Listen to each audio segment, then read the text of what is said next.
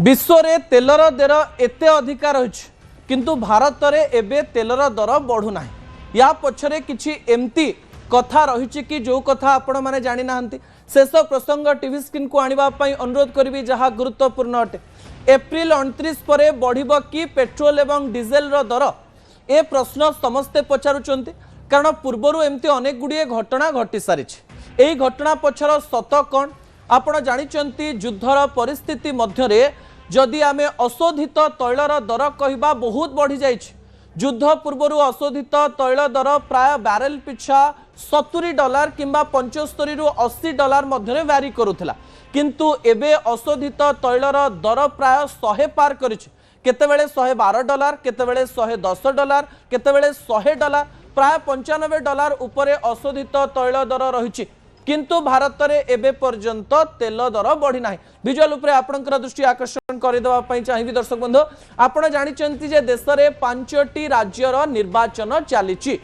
एवं भारतीय जनता पार्टी सरकार नुआ भाबरे टार्गेट करिसंती जे तांकु बेंगल बा वेस्ट बेंगल दखल करिवा पई पड़िबो। जदि एही समय कहा जाउछि विशेषज्ञ माने कहउचंती जदि एही समय पेट्रोल डीजेल दर बढ़े ताहले विरोधी एहाकु एक बड़ प्रसंग करि पारंते। पश्चिम बंग रे एहार कोनोसी प्रकार रे फायदा रहिबो नाही एवं भारतीय जनता पार्टी एहार क्षति ही सहिबो। जेतेबेले देश रे निर्वाचन को नहीं एक बड़ लड़ई चली सही समय सरकार किछि भल कार्य भी करिसंती। कोन करिसंती जेतेबेले निर्वाचन चली माहौल खराब हेई पारे सेथिपाई सरकार जो एक्साइज ड्यूटी रही एक्साइज ड्यूटी कमे किंतु सही प्रश्न भी आपण मन में आसुव जे एक्साइज ड्यूटी कमीगले तो तेल दर कमी जा दरकार ताले तेल दर कमुनी कौन पाई से तथ्य भी मुझे रखिदेवाई चाहिए। आपण जानते जे जो तैल कंपानी गुड़िक रही सेमाने जेतेबेले अशोधित तैल दर बढ़ी जाए तांको उपरे क्षति अधिक पड़ी था तो सेमाने चाप पकांती जे तेल दर बढ़ो सेइथिपाई सरकार एई जो कंपानी गुड़िक रही तैल कंपानी सेमानंकर दर को कमेवा पाई सेमानंकर क्षति को कमेवा पाई प्राय पेट्रोल ले जदि कहबा एक्साइज ड्यूटी पूर्वर 13 टंका प्रति लिटर थिला ताकू 3 टंका कर देइचंती एवं डीजेल जोटा 10 टंका प्रति लिटर थिला ताकू 0 कर देइचंती जहा फल रे तैल कंपानी गुड़िक क्षति सहउनांती किंतु एई समय कहा जाउची सरकार बहुत बड़ क्षति सहउचंती। किछि इकोनॉमिस्ट बा अर्थनैतिक विशेषज्ञ मतरे सरकार प्राय 30,000 कोटी टंकार क्षति सहउचंती। आपणकर मने अछि जे प्रधानमंत्री नरेंद्र मोदी मार्च मास 23 तारिख रे एवं परवर्ती समय मार्च 27 रे जो तथ्य देइथिले जे विश्व रे खराब परिस्थिति रही कोरोना भली परिस्थिति रही लंबा समय पर्यंत आम उपरे यार चाप रही पारे सेइथिपाई आम समस्त को एकाठी रहिबा पई पड़िबो। एई कथा सुनिबा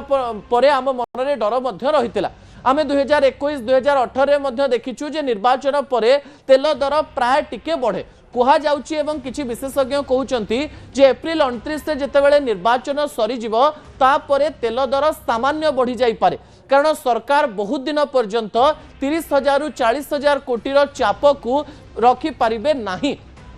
सतरे कण एमती एक घटना घटिया पई जाउची कि जदि एमती घटना घटे ताले जनतांकर आक्रोश बढ़ी पारे एवं जनता समान प्रकार कथा उठै पारंती जे निर्वाचन समय सरकार ए प्रकार कथा कही लोक माननकु भुआ बुलाउथिले कि किबा मासे 2 मास लोकंकर क्षति करेबा पई चाहू नथिले कि जदि निर्वाचन पर तेल दर बढ़ू नाही ताहले तो साधारण लोक माने निहाती भाव में आश्वस्त हेबे कि तेल दर बढ़िले आमे जो जिनस गुड़िक व्यवहार करुछु घरे व्यवहार करुवा प्रत्येक जिनसर दर बढ़ी जाई पारे एवं दरदाम वृद्धि एक बड़ समस्या है लोक मानक सामना को आसी पारे एवं लोक सरकार को ऊपर क्षुब्ध हो पारंती। कहा जाउची किछि गोटे बड़ घटना तो एप्रिल 29 पर घटिबो किंतु अर्थनैतिक विशेषज्ञ मानकर कथा सतना मिछ ता एप्रिल 29 बा मे 4 इलेक्शन रिजल्ट पर जदि तैल दर बढ़े किंबा कमे सेथिरु जणा पड़ि जिवो। दर्शक बंधु।